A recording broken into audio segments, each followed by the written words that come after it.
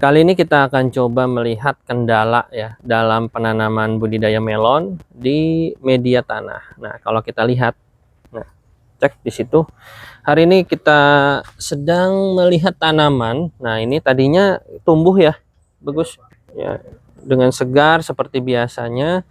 Ternyata tiba-tiba pohon ini kena layu ya. Usut punya usut, padahal buahnya sudah mulai sebesar ini ya.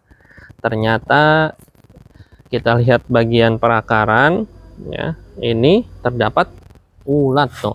Ini mungkin kalau teman-teman yang tahu ya, ini jenis ulatnya apa gitu. Nah, ini adalah salah satu kelemahan ketika kita budidaya di media tanah gitu ya. Memang sengaja kita buat seperti ini karena ini tempat edukasi ya buat teman-teman mahasiswa dan para dosen peneliti.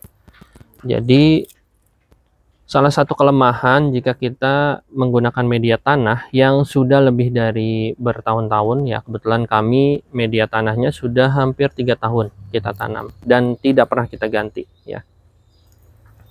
Itu selalu dan kadang, nah ini kebetulan ulatnya ini muncul di seperti ini ya. Kemarin belum ada sebenarnya dan pohon juga masih ini ya, masih bagus ya, tapi tidak tahu ternyata di dalam ya itu banyak sekali ulat.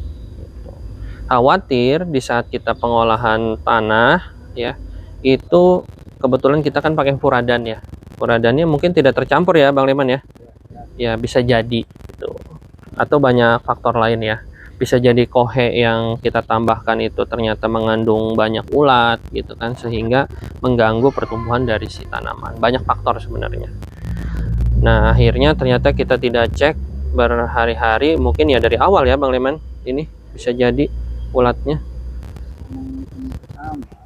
Ya dari awal ya, itu yang di video-video sebelumnya kita sampaikan bahwa salah satu kelemahan dari ketika kita nanam di tanah itu adalah kita tidak bisa tahu apakah di tanah itu mengandung beberapa telur-telur ulat ya.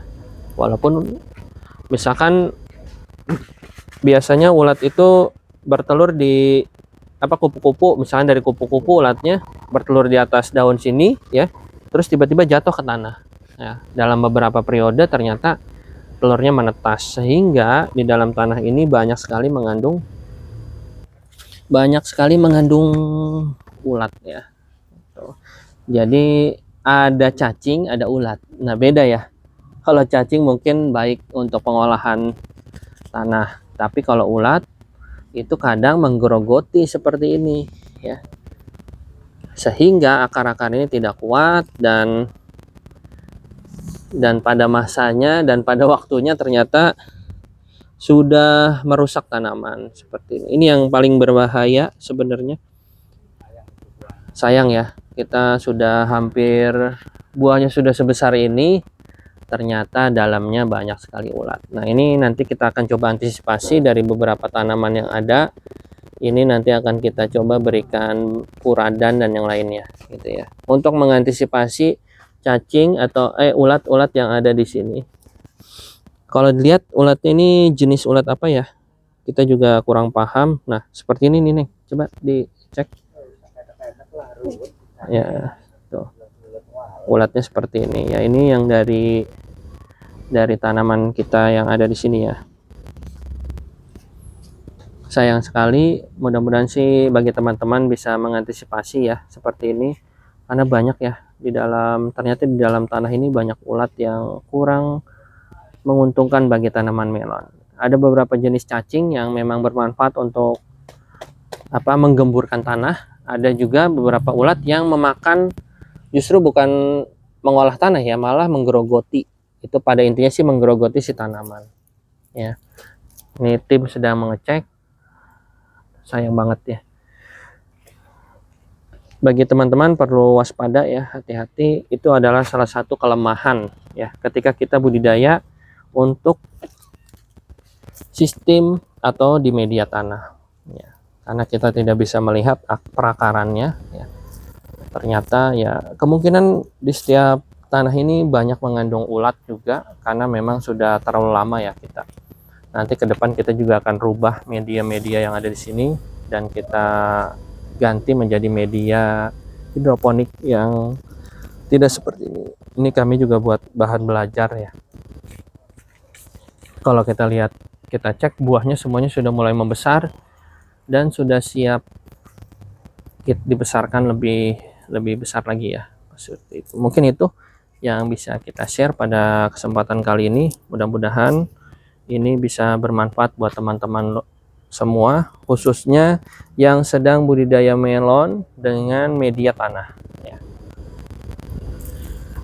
Disarankan untuk yang media tanah itu lebih paham terkait dengan unsur tanah ya. Jangan sampai nekat ya, atau yang pemula disarankan untuk mencobanya di sistem Macida yang kita gunakan. Tapi bagi yang teman-teman memang mau membeli atau menerapkan dengan kos yang lebih murah, ya pasti seperti ini ya. Memang kos lebih murah ya, tanah yang ada di sekitar kita tambahkan kohe, dan pemupukan juga lebih hemat sebenarnya gitu. Tapi dari segi perawatan gitu, itu ekstra ya, perawatan lebih ekstra. Tapi kalau dikalkulasi dalam beberapa panen berikutnya atau di penanaman berikutnya, sebenarnya sama aja semuanya gitu ya. Biayanya biaya tenaga ya, pasti lebih berisik ya pinggir jalan. Media tanamnya lebih pengolahan dan biaya SDM sih yang pasti kalau di media tanah ini. Mungkin itu yang bisa kita share. Terima kasih buat teman-teman. Mohon maaf kami bukan menggurui. Kami hanya sekedar sharing dan berbagi informasi terkait apa yang sudah kita lakukan dan apa yang sudah kita tanam. Mudah-mudahan bermanfaat. Sampai bertemu di video selanjutnya. Jangan lupa like, comment, subscribe channel ini. Mudah-mudahan kita terus bisa berbagi inspirasi, berbagi pengalaman. Ummah Tani, bertani dengan hati, berkarya dengan inovasi.